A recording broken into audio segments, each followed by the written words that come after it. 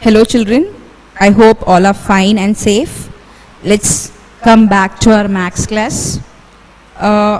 Before we come to today's class, let's just have a small recap of what we have done in our previous class. So just have a recap children. Just tell me what have we done till now. Yes, so we have finished sets, then we have completed some topics from relations, and now we were dealing with the functions. So when we started our functions, we studied what is a function, and also we studied the different, that is some elementary functions. We studied some elementary functions, and also we studied about the horizontal lines and the vertical line test. Yes students, so this, I hope you remember all these things. So these are the points that you have to remember. So this type of points so will be asked for one word or application questions. So each and everything is important. So let's have a small recap of the elementary functions. So we studied about identity function. So identity function means f of x is equal to ax. So one was identity function. Second one was constant. Constant f of x is equal to c. A constant value will be there. One constant value will be given to you. Yes. And the third one we saw was zero function.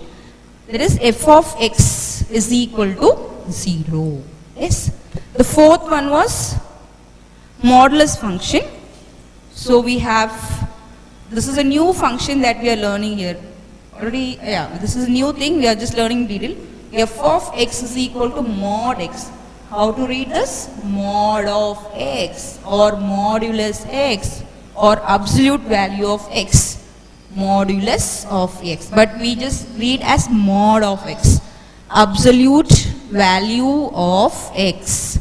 Okay children, so f of x is mod x, and we have a value for this. So this is, once it is positive, then it takes the value negative, and also it takes the value 0.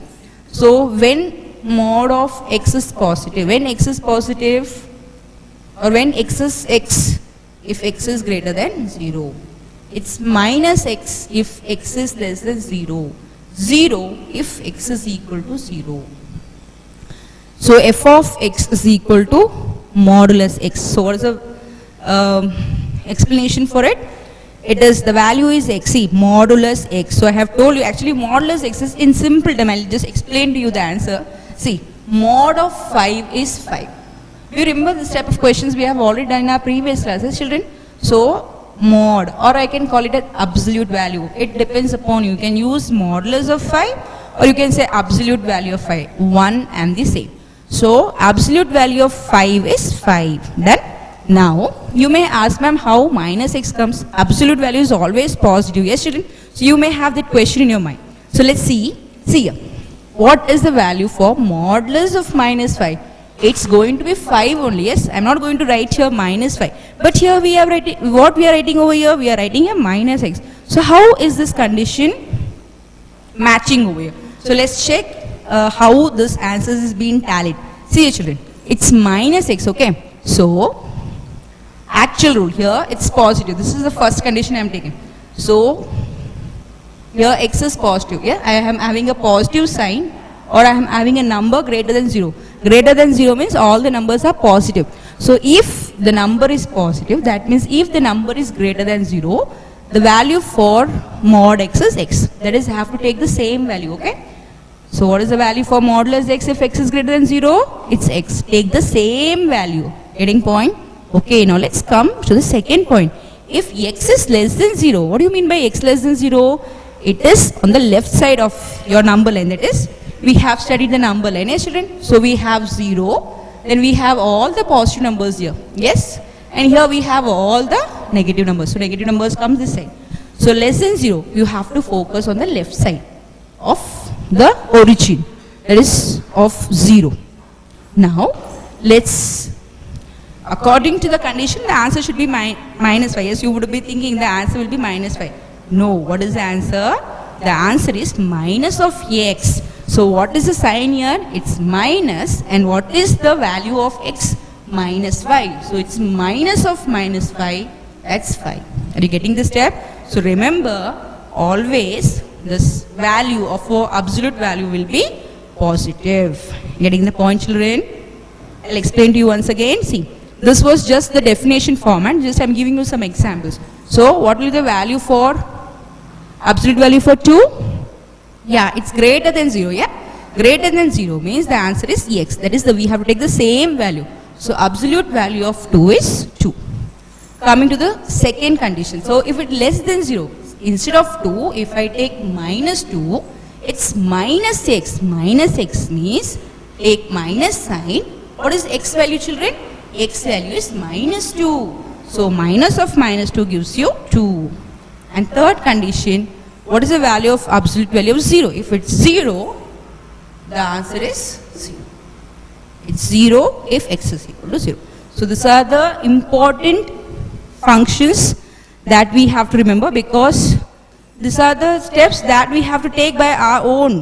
That is, if the question is absolute value, we have to check for all these things. So you have to remember the conditions. So conditions will be not given to you. So you have to see what type of function is given, and accordingly we have to define it, and you have to substitute the values and get the answer.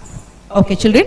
The next one was signum function. Yes, the fifth one we saw signum function. So how it was defined? Yeah, again here two conditions were there.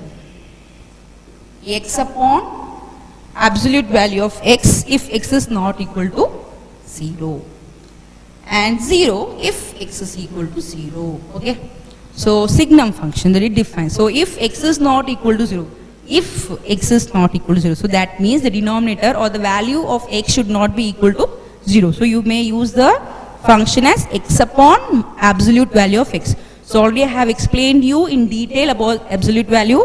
Remember, the value, the answer of absolute value is always a positive answer. Whether you are applying a positive number, you are going to get a positive value. Similarly, if you take a negative value, you are going to get a positive value minus of that number. So minus minus plus, so you get 2. And similarly, if x is equal to 0, the answer is going to be 0. Any number divided by 0 is going to give you 0. Okay. The sixth one and the seventh one was step functions. I told you they are called step functions. Yes, children? So step functions, we have two functions. One is floor function, one is ceil function. Yes, so remember this too. So accordingly, step floor means you have to denote like this. The L is coming on the floor part, on the bottom part. It's the bottom. Suppose this is your floor. Okay. Ceil means on the top of your head, like ceiling fan. Okay, we have a fan. Okay. So this step fan we call it, what do you call this? Yes, we have a ceiling fan, yes. So on the top, so it starts. So do not get confused. So note, remember all the different type of functions.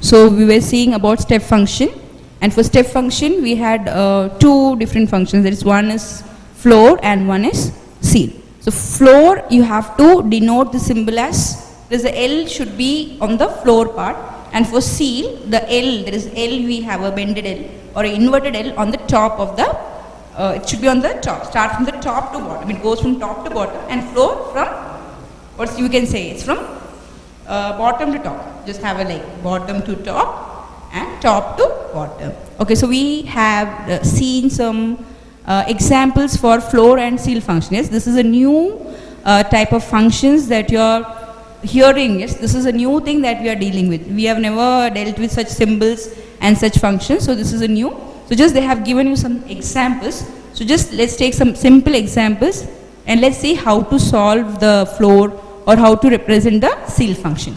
Suppose we have a number which is in the form of mixed fractions. Suppose we have 1 upon 2. So what are you going to do here? So now this is which type of function, children? The symbol represents a floor. So where is your L lying on? The L is lying on the floor. So when you have such type of function, just think of one thing, where the number lies. That is, where is 1.5 going to lie between? So 1.5 lies between 1 and 2. It's a floor part. So floor, in the sense, we have to take the smallest number. So what's the smallest number here? The smallest number is 1. It is from 1 and 2, the smallest number is 1. Similarly, if you have 7.38, Okay, children. So what's the smallest part here? 7.38. So what is the smallest one? Smallest number is 7. That is, it lies between 7 and 8. So you have to take the exact value as 7. Similarly, the same examples I'll follow for seal. This from top to bottom. So 1.5. We know that 1.5 lies between 1 and 2. So you have to take the value as 2. 7.38. Again, we use a seal function. It should be taken as 8. 7.38. It lies between 7 and 8. So you have to take the bigger number, that is 8. I hope this all functions are clear to you. So you have to know all these things. Okay. So now just we are going to move further. We are going to see the different types of functions. And we have seen some type of functions in our lower classes. Yes, in 10th standard we have studied some functions. Different type of functions, and also you have studied some problems based on functions. So you have drawn an arrow diagram, and with the help of arrow diagram you have found whether the function was, what type of function it is. Yes. So now let's have a small recap of what we have studied in our lower classes, and then we go back to our exercise. So here, under types of functions. Okay, children, I would like you to take down this point. So take down your classwork, write down today's date,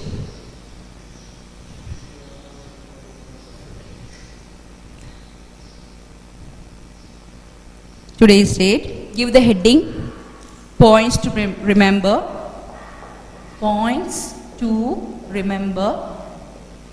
write the first heading as types of functions. Okay, under this one, what do we have, children, here?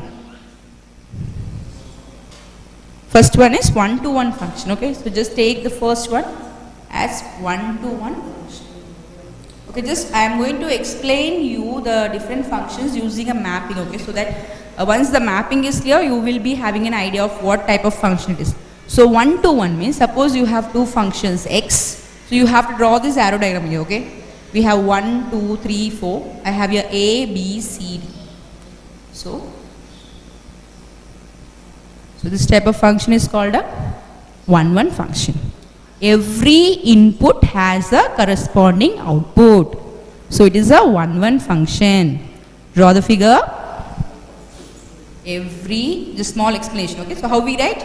Every input has a corresponding output. That's all. That. So this is when we write, we have to use these terms for explaining. Yeah, this every input in x has an output in y. So the given function is a 1-1 function. We have explained in our previous classes, children. So same manner we are going to follow in this class also. Okay, second one we are going to deal with. So here now we are just going to study about 1-1 and onto, children, because here we have a question based on 1-1 and onto, okay? And we have many types of functions. We have many to one, yes, and one more, into and all we have studied. So this type of third and fourth we have studied. But we are not going to see in detail about these functions. Just remember, in the previous class we have studied about 4 functions. It was 1-1, then we studied about onto function, then we studied about many to one function, and we studied about into function. So now here we are just going to focus on 1-1 and onto, okay? So just we will be not having a detail, just many to one is, remember, many to one means we have here 1, 2, 3, 4. So here we have A, B, C, D. So many to one, many, 1, 2, 3, many to. This type of function is called as many to one. Into is the function which is not onto. Not onto is into. Getting the definition for into? What is into function? The function which is not onto is called into function. So this, just for your reference, we are not going to take these 2 points, okay? We are going to focus on 1-1 and onto. Okay, let's go for onto. Have a function x, y. 1, 2, 3, 4. I'll just have one more 5. A, B, C. 3. Okay.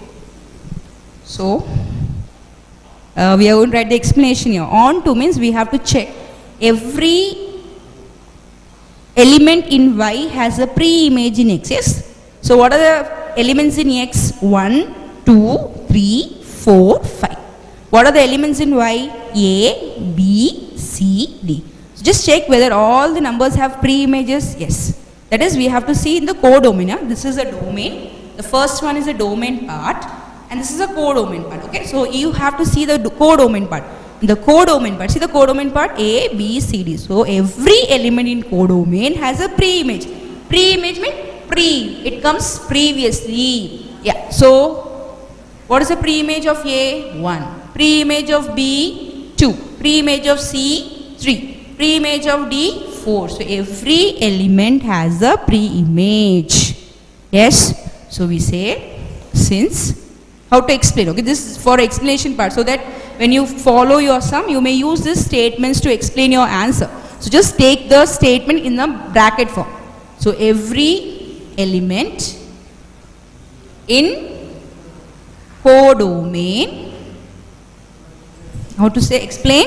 Every element in codomain has a pre-image in domain.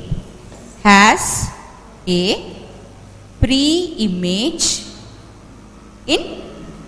So you have to use the statement when you solve your sums. So just you have to take down the first point and the second point. You have to show the arrow diagram with the pencil. You have to draw the arrow, this one. The rounds, numbers can be written with pencil or pen, no problem. But other part all you show with pencil. So draw neatly, children. Do not just draw rubbishly. Present your answers neatly. Okay, so remember the first part is called the domain and the second part is called the codomain. So third and the fourth one, no need. This is just for your understanding. Many to one. Many to one. Many from A and one from B. Many from A and one from B. So many to one. Into, what is into? The function which is not onto is a into function. So remember the different types of functions. Are you taking down the points, children? Take down the points. So you should have a habit of noting down some important points when we just explain in the class. That you have to have a habit of notes taking. Okay, so just you have to take a notes. Whatever we say orally in the class, it should be noted down. So that when you come back to your lessons, you'll be having a clear idea about the topics.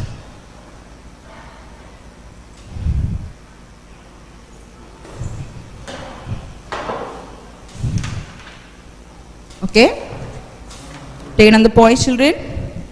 Now, come back to exercise. We have completed sum number 1. I gave you sum number 2 and sum number 3 as homework. Okay, children? So now let's start with sum number 4. Take down question number 4. Write down the question. State whether the following relations are functions or not. If it is a function, check for one-to-oneness and onto-ness. If it is not a function, state why. You have to take down the question. Do not miss your questions. Every time we cannot refer your textbook. So you have to keep your question and answer ready. Okay, children? So exercise 1.3, the fourth question. Take down the first subpart. Take the first subpart. State whether the following relations are functions or not. So you have to check whether the relation is a function.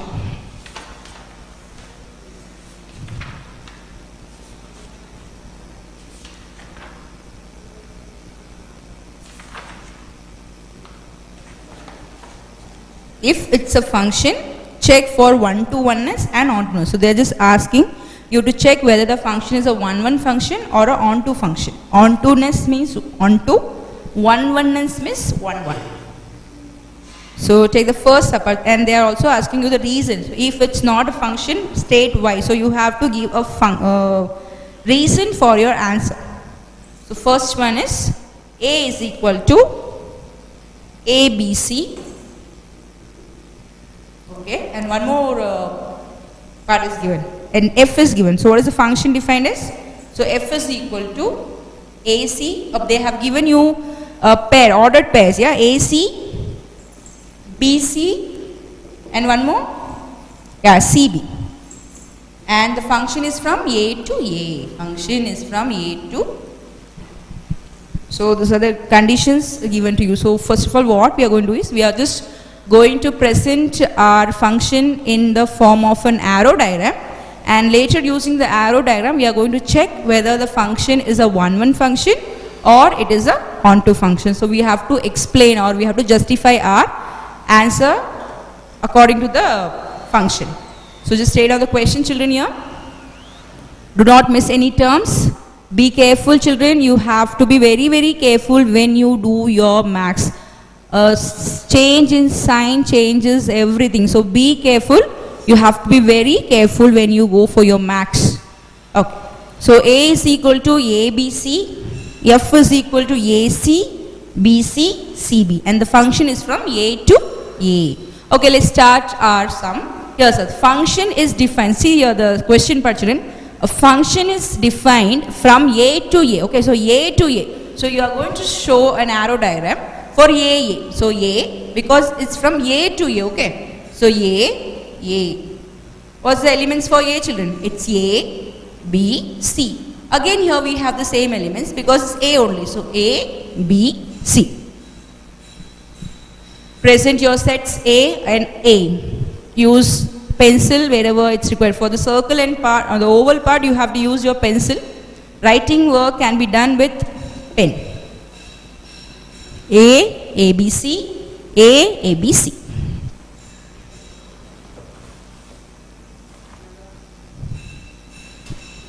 Okay, now let's see the mapping here. See the function here. F is equal to AC. So where is A mapped to? A is mapped to C. Okay, done. Where is B mapped to? B is mapped to C. There is a mapping between B and C. And one more thing, there is a mapping between C and B. Okay, so C is mapped to B. So we have represented the sets or the function using an arrow diagram. So we have done this work. Complete the work, children. A, B, C, A, B, C. So A goes to C, B goes to C, and C goes to B. Done. So now using the figure, we have to check whether it's a one-win or onto. And before checking the type of function, we have to find out whether it's a relation or not. Yes, relations are functions or not. So write down. Shall I rub this part? I hope you have taken down this explanation. I'll rub over here. Okay. So now first part, okay, whether it's a given relation, it's a function. You have to write down here. Since every element in A is mapped to some element. So if you have confusion in A, because here again here, every element in A is mapped to some element in A. I don't have A and B, okay, I have the same set. The function is mapped from A to A, or it's defined from A to A. So to avoid confusion, I'll just give you one idea how to write down the answer. Since every element in A is mapped to some element in A, the given relation is the function. So you may feel A, ma'am, is confusing. So what you can do is, you can just have your domain. This first A, the first A is called a domain, and the second A is called a codomain. So you have an idea about domain and codomain. Yes, children. The first number we say it's domain. The second number we say as codomain. Okay. The first you can put here domain, but you have to mention the set A. Okay. A is important. You just cannot write domain, codomain. Just mention A, and along with that you can mention domain or codomain. So we have done the first part. That is, we have found that relation is a function. Since every element in A domain is mapped to some element in A codomain, the given relation is a function. Okay, because every element has some mapping in the next part, so it is a function. Okay, now let's check for the 1 1 and let's check for onto part. So we'll go one by one. So let's we are going to check for 1 1. Okay, see here children, 1 1 means every single input should have a single output. Remember this term carefully, single input and single output. That means for A, I should have a single output. Now if the input is A, how many? Yeah, A has a single output. What is that? A has C, okay. But again B has C. So the output goes for 2. So what type of function we call this as? So for here we can't say, here we cannot say that every input has a single output. So you have to say the function is not a 1 1 function. Are you getting the step children? And again I'll just explain to you. Every input should have a corresponding single output. The output should be different. If I have A as the input and I have C as the output, that means the C should be not repeated for the next numbers, for the next elements. But here what happens? The input is A, output is C. But for B, again the input is, what is that? For the B input, what is the output here? C. So the output C is being repeated twice. So we say that every input does not have a single output. So we say the given function is not a 1 1 function. Right on? Every input, or we can say that the inputs A and B have the same outputs. It's just your explanation. You have to just explain what is the thing. Here the important part is input and output. It's for every input, for every one input I should have a corresponding single output. But here what happens? For two inputs, that is for the input A and for the input B, I get the same output, that is C, which is not allowed in the 1 1 function. For every input, different output. Suppose A means I should have one output, for B means one output, C means one output. But here what happens? For two inputs, we are getting the same output. So this is not allowed. So just have a writing part over here. I'll just give you. Okay. A belonging to A and B belonging to A from which part? Is it a domain part or codomain part? From domain part. A belonging to A and B belonging to A from domain has the same output. C belonging to A from codomain. Are you getting this step children? This is very easy. Only the thing is you have to write the answer. You have to just put your answer in a proper statement. That's all. See, A belonging to A and B belonging to A from the domain part. This is the domain part, has the same output. What is the same output they are having? They are having the same output, that is C belonging to A from codomain. Therefore, given function is not 1 1. Highlight your answers children. Highlight wherever the answers, you are just noting your answer, you have to highlight your answers. So relation is a function. Highlight this part. Relation is a function. Then highlight the part. It's not a 1 1 function. So still one more part is left. Yes, we have to check whether the function is a onto function. So one more part is left. So let's go for the second part. Okay, just give some space. Okay, just do not go on writing continuously. First part is done here. Okay, so just have a small gap. You can continue the second part in the next line. Similarly, now we are going to go for the third part. So just leave. No need to leave any lines. Just continue in the next line. Do not go on continue from the second part. So take down the points.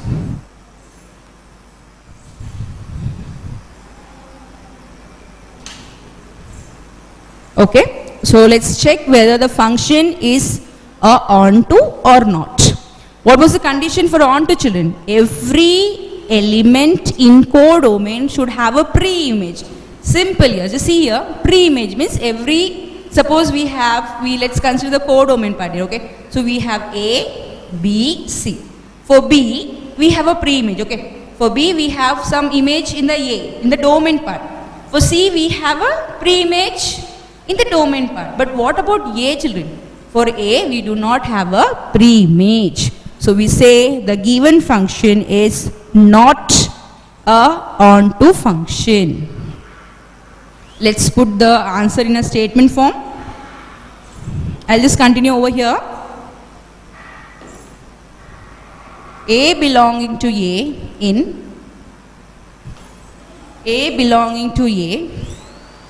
codomain do not have a pre-image.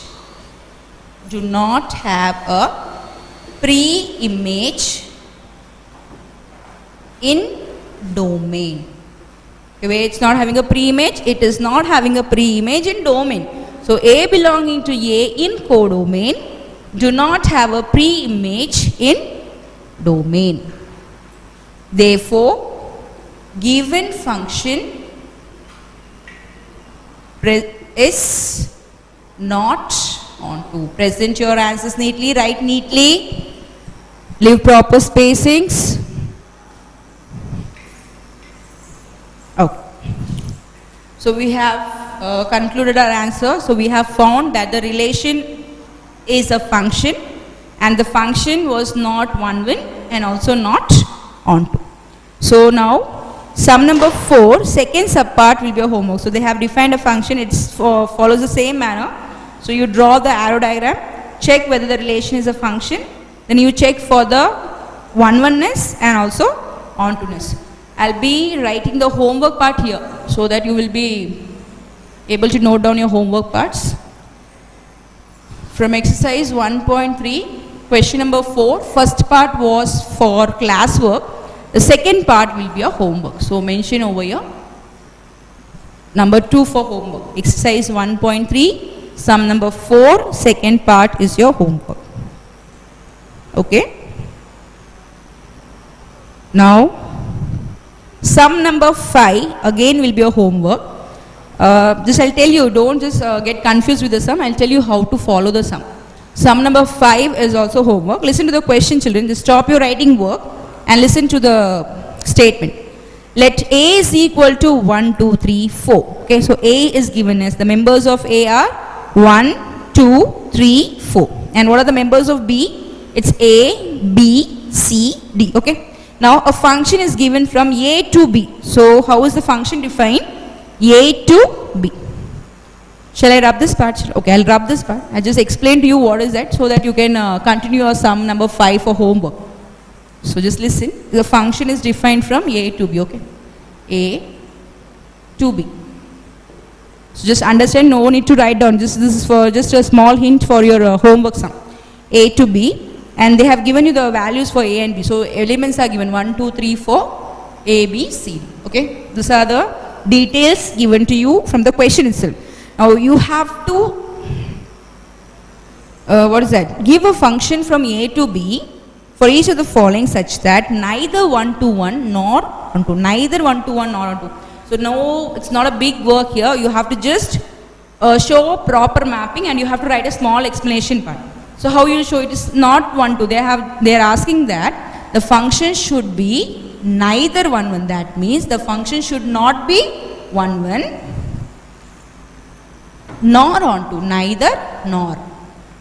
So it should not be 1 1 and also it should be not onto. So what are you going to? Neither 1 1. 1 1 means suppose don't give for every element do not give a single output. For 1 you give B, 2 you give C, 3 you give D. For 4 also you give D. See here. So every element is not having a single output. Yeah, getting to the point. 1 is having single output. Done. 2 is having a single output. Okay. But 3 and 4 is having a same output. Yeah. So here this type of sum is not a 1 1 function.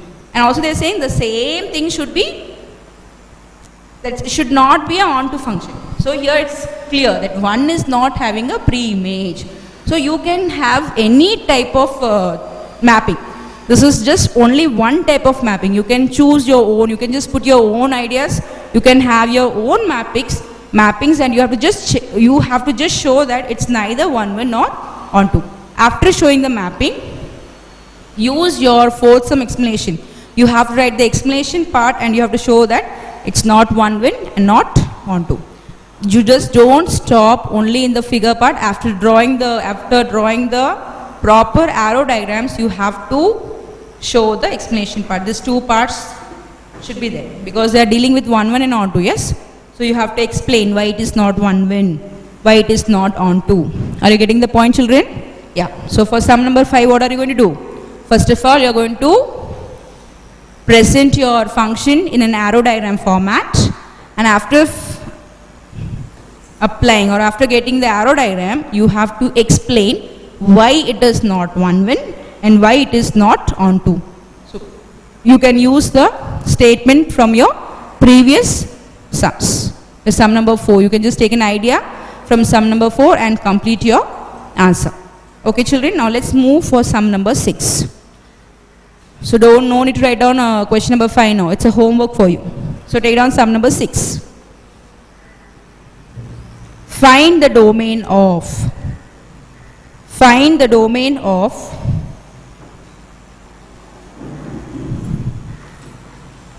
1 upon 1 minus 2 sin x. Find the domain of 1 upon 1 minus 2 sin x. I hope you have taken down your previous sums. Just I'll rub it.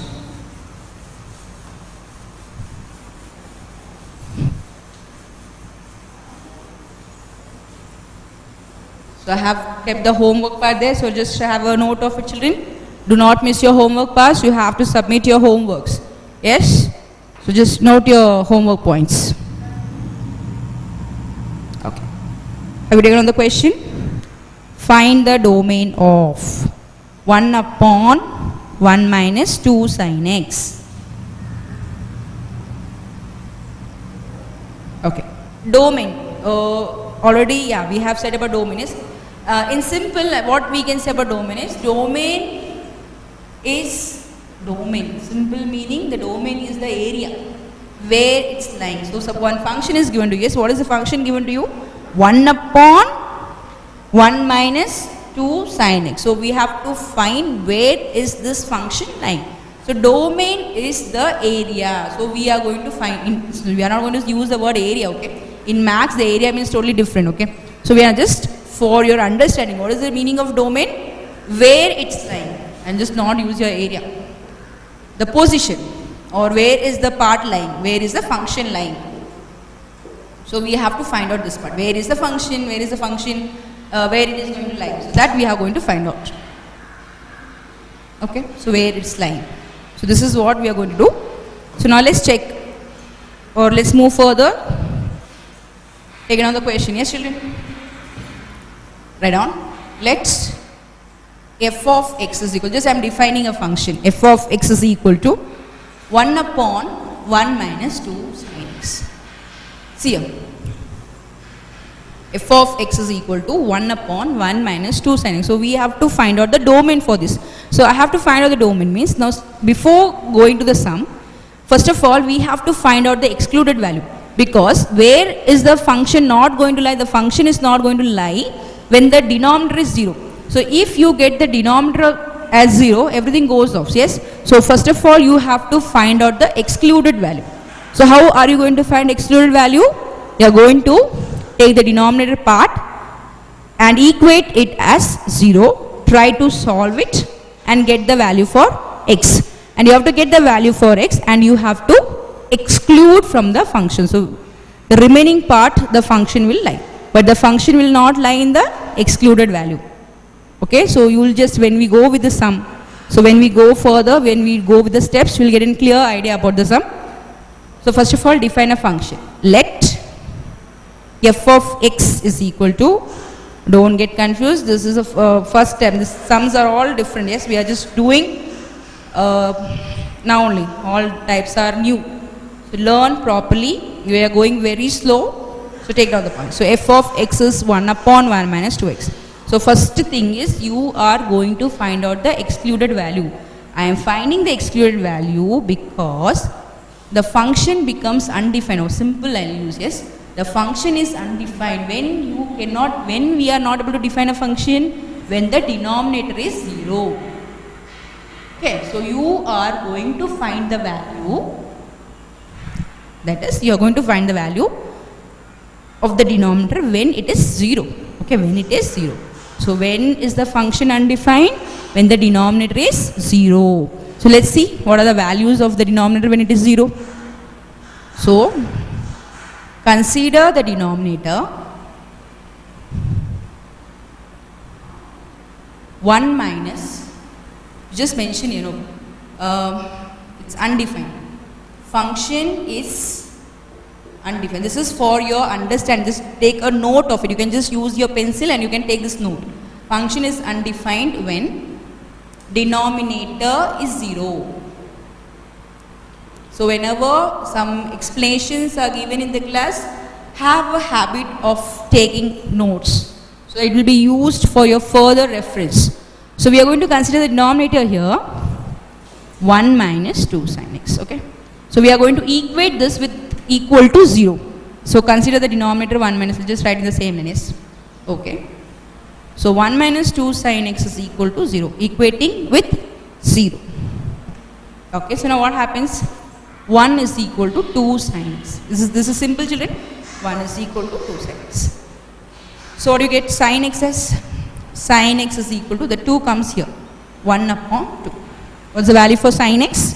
1 upon 2. We have studied about our trigo values. Yes, we have studied the different values of sines, cos, tan, sec and cosec. So let's see what is half from sine. So we have 0 degree, 30 degree, 45 degree, 60 degree and 90 degree. Yes. And let's write this in terms of pi. So this is 0, pi by 6. 180 upon 6 is 30. Yes. So we have to take as pi by 6. 45.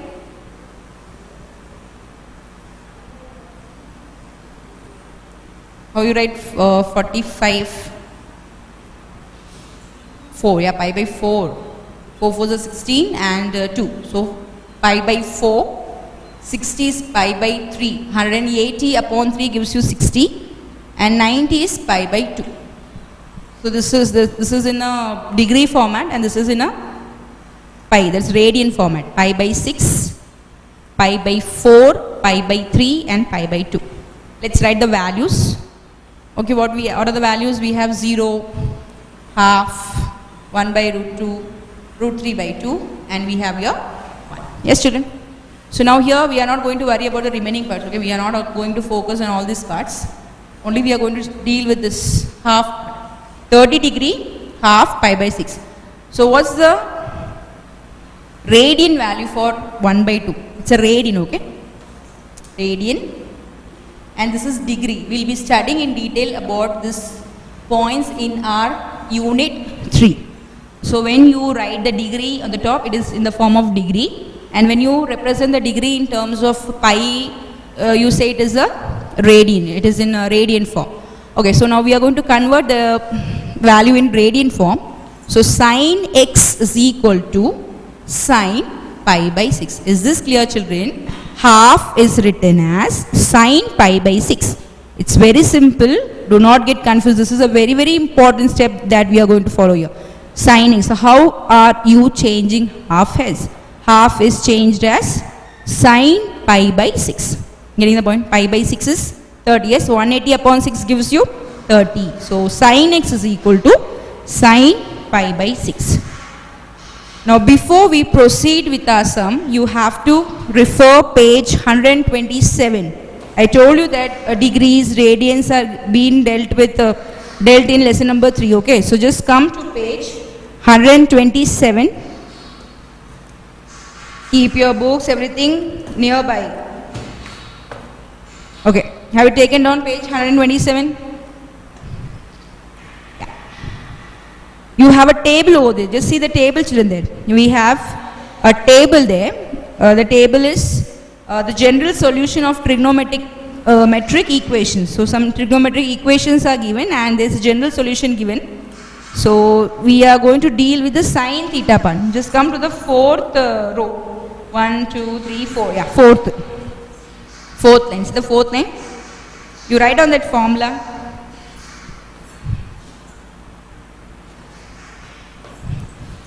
Write on the formula here. You have it. Sine theta is equal to sine alpha. When is sine theta equal to sine alpha?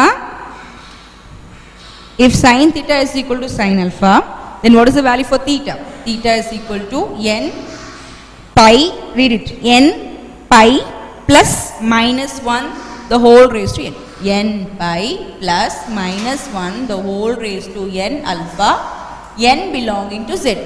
Z, integer. Integer means it can take a positive value, it can take a negative value, and it may include 0. So what Z stands for? Z stands for integers. And what do you mean by integer?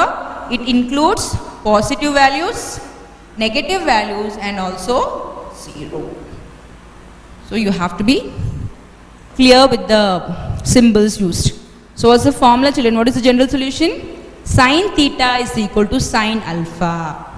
Then the value for theta is n pi plus minus 1 the whole raised to n alpha, n belonging to z. This is n belonging to integers. Okay, now let's find out the value for theta, children, here. So what we have here, just compare your answer with the general solution. Sine x. Here we have sine theta. In place of x we have theta. Then sine pi by 6. In place of pi by 6 you have alpha. That means what is the value for alpha? The value for alpha is pi by 6. So just your work is just you are going to fill the details or the data in the theta part. So let's find. Therefore, what do you get? Theta is equal to, what's this? This is theta, yes? Theta, and this is alpha. So in place of theta, what do you have? X. So just write here, x is equal to n. We don't have any n over here. So just keep n as n, pi as pi, because only I know the value for theta and I know the value for alpha. Other alls will be kept as it is. Okay, so x is equal to n pi plus minus 1. And I don't know the value for n, so just keep n as it is. Okay, now alpha. I know the value for alpha, children. What's alpha here? Just we are comparing this answer with the general solution. The sine theta is equal to sine alpha. So x and theta. Okay, we are comparing x and theta. And when we compare, we get x and theta to be equal. And similarly, alpha we get as pi by 6. So now you are going to replace alpha. Alpha is pi by 6. N belonging to z. Okay, getting? So we have got the value for x, yes, children? So what's the value for x? N pi plus minus 1 the whole raised to n, pi by 6, n belonging to z. So now what we have found? We have found the excluded value. What is this? This is the excluded value. So what happens when you are adding this value? When we add this value to the function is undefined.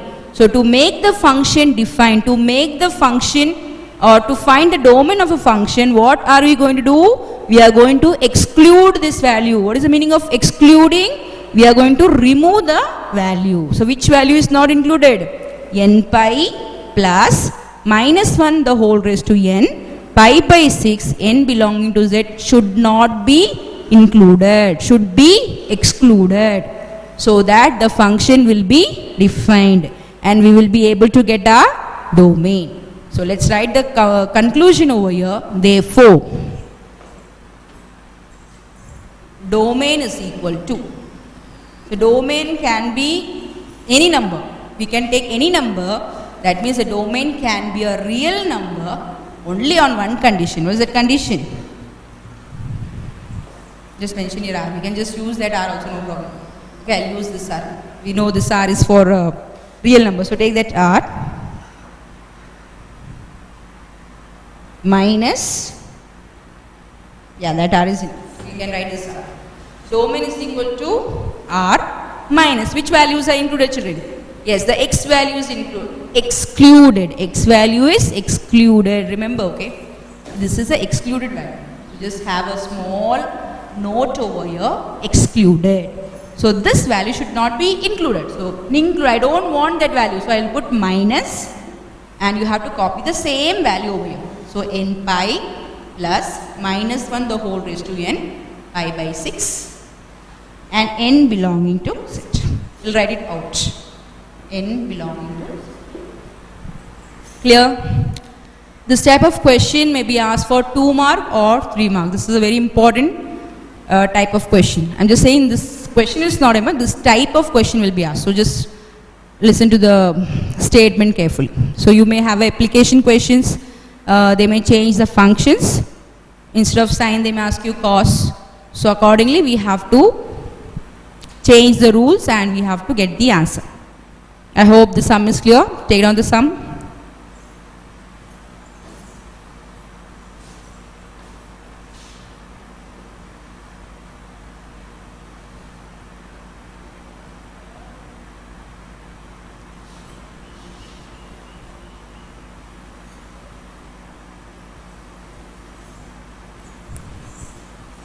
Okay. So let's continue with the next sum. Find the largest possible domain. Again, this question deals with the domain part, and it's a real valued function. They are saying that it is a real value. So when you study about numbers, we have many types of numbers, yes, but we have real numbers and we have complex numbers. Okay, just a small idea about numbers, real and complex, and you will be dealing about complex numbers in your higher classes. That is, in your next class you'll be studying about in detail. We have one topic from complex numbers. Okay, so actually what is complex number is something will be with a negative sign. Suppose we have, I know the value for 16, yes, root 16 I know. So I just say here it's something with a negative, like minus 4 we can say, minus 3. So this type of sum all is a complex number. So that all will be dealing with dealing in the higher classes. Just have a small idea that we have real numbers and also we have complex numbers. So now here in this class, what are we dealing with? We are dealing with the real numbers. Okay, so we don't want a complex number over here. So take down the question. Find the largest possible domain of the real valued function f of x is equal to square root of 4 minus x square upon square root of x square minus 9.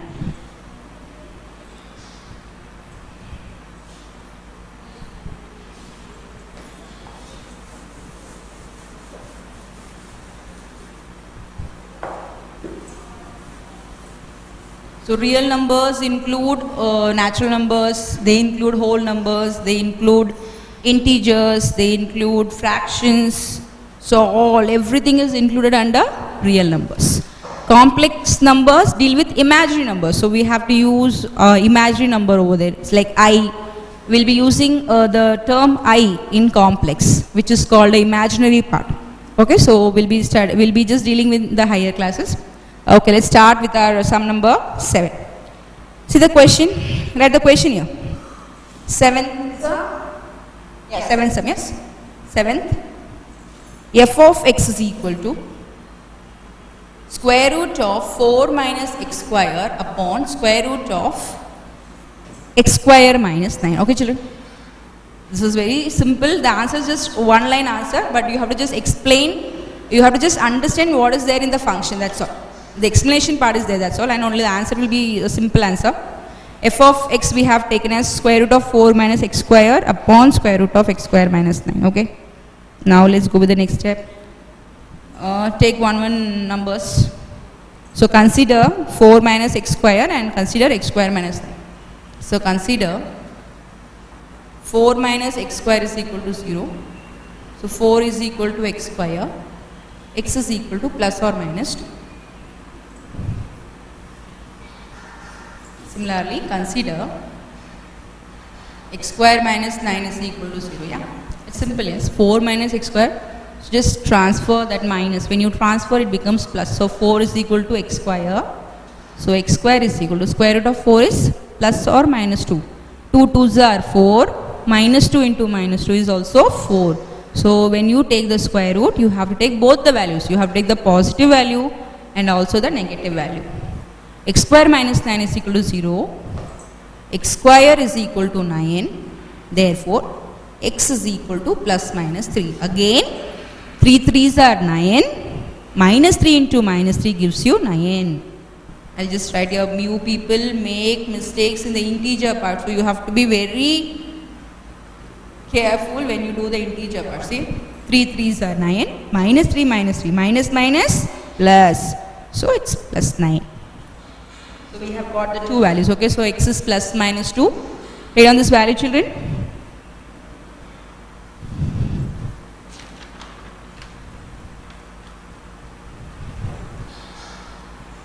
Okay, so now we are going to draw a number line. So just have you are going to take your ruler and your pencil and you are going to draw a number line. So let's draw a number line below this. Okay, so we have taken these two steps. So below you have to draw a number line. Just show the values. We need 2 plus 2 minus 2 plus 3 minus 3. Just place the values. Here we have positive values 0, 1, 2, 3, minus 1, minus 2. Draw a number line. Draw a number line. Place the values. We are taking positive values from till 1 to 3. We are just not going to write all the values. Just take till 3 because in the question we have plus minus 2 and plus minus 3. So just try to locate that numbers on the number line. Okay, have you drawn the number line, children? So before you come to your maths class, just keep all the things ready. Keep all your pencils, scales and everything ready. Okay. So now let's check or let's find out what is the domain for this answer. Okay children, let's see. What is the domain? So domain means what we are going to do. I told you in simple term, the domain means the area where the particular function lies. That's what we are going to find here. Yes. So here, where is the function going to lie? Where is this particular function lying? So we have to take one particular area. So we are going to consider some areas. Okay, let me take this area. So we are going to take some value between minus 2 and minus 3. So what values you can take, children? See here, I'll take minus 2.5. Okay, minus 2.5. Just understand, just stop your writing work and listen to me. So it's minus 3 and minus 2. So we are just choosing one interval because we can just go on trying out all the intervals. Just a small one example. I just take one example and you are going to follow out the remaining intervals and you are going to tell me the answer. Okay children. So we have taken one number between minus 2 and minus 3. Okay. So now let's apply the answer or let's apply the value in the function. Okay. So what we have taken the value for x as? Minus 2.5. So here let's write. So it's square root of 4 minus, it's minus 2.5 square, okay, upon minus 2.5 the whole square minus 9. So what we get here, children? So no need to solve, okay, no need to go for higher things, just a small thing. Here this is 4 minus, this is going to be positive, yes. So we know the square root of 25, it's 625. So this is 4 minus, this minus will change to positive. So 4 minus 6.25 and here it's 6.25 minus. So just tell me what is the answer you are going to get when you solve the sum. Here this answer will be a negative answer, yes. 4, this is the smallest number and this is a bigger number. So when you solve, you get a negative answer here. Similarly, when you solve this, you get a negative answer.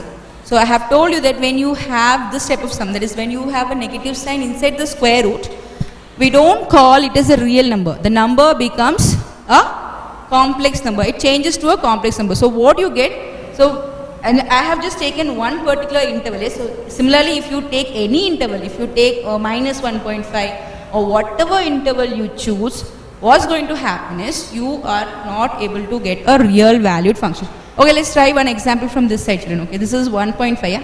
I'll take one example, just a random choosing. Just we are going to check randomly. Okay, so I am just taking the value 1.5.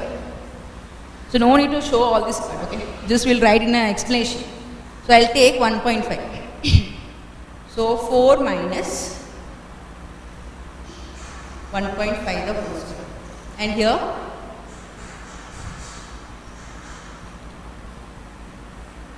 9 is 1.5 the whole square minus 9. Yeah, let's see here. This part will give you positive, yes, 115. What do you have here? 225, yes, 225. So 5, 1. 225. So it's 2.25. So 4 minus 2.25. And here we have 2.25 minus 3. So here the denominator part is a negative. You get an answer in negative. Okay, here. So we say that when whatever interval I choose, I get a negative square root. Negative square root implies the numbers are not real. The number becomes a complex number. Okay. So you have to say that it is not from, that is a function. You are not able to define a function from the real numbers. We are not able to get a real function. So just a small example for you. See.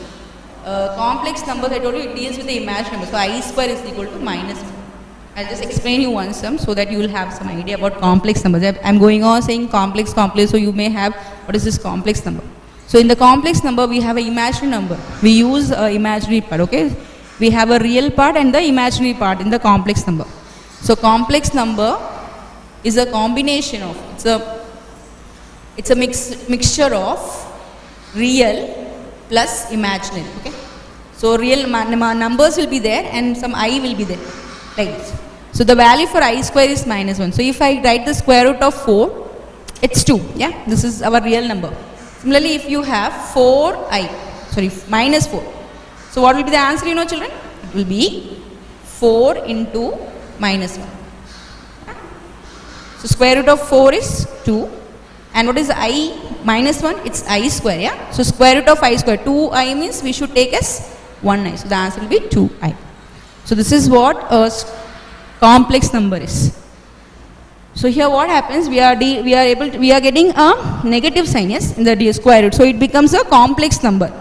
So we are not able to define a function for real value. So let's write the explanation part. I hope the explanation is clear to you. So wherever, suppose we have chosen the value, okay. So first thing is we solve so that we get some limits, like here I got some values we can write on the number line. So I have got the values plus minus 2, plus minus 3 and so on. So after getting the value, you are going to draw a number line and you are going to insert. So now you are going to check, okay, where the function is going to line. So I am just going to choose some values. So what are the values we are choosing? I have just taken 2 random values. One I took from the negative part and one I took from the positive part.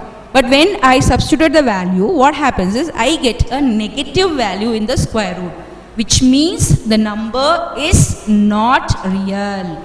It's not a real. But the question is the function, that is you have to find the largest domain of the real value function. So you have to get the domain from a real value. Okay, you are not going to get a number from the complex value. That means what I am going to say around this explanation, for all the values,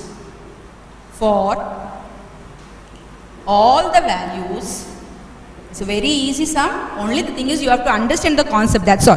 For all the values, we get negative value. We get negative value in the square root. For all the values, we get negative value in the square root. For all the values, we get negative value in the square root, which is not possible. Which is not possible. Because I don't want a negative value in the square root. because that's not the condition for real value, so which is not possible. Therefore, domain is equal to empty or while. Do not mingle both this, do not write like this, okay? Everything changes, this is wrong. You may write empty or you may write null set. The domain is empty or empty set or just a null.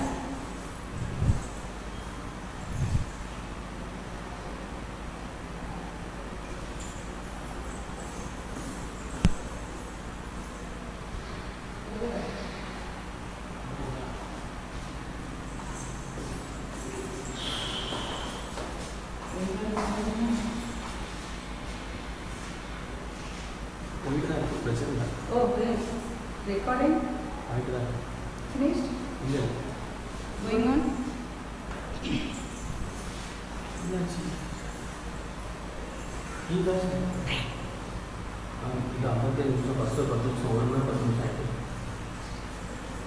Okay children, so we have completed our 7th sum.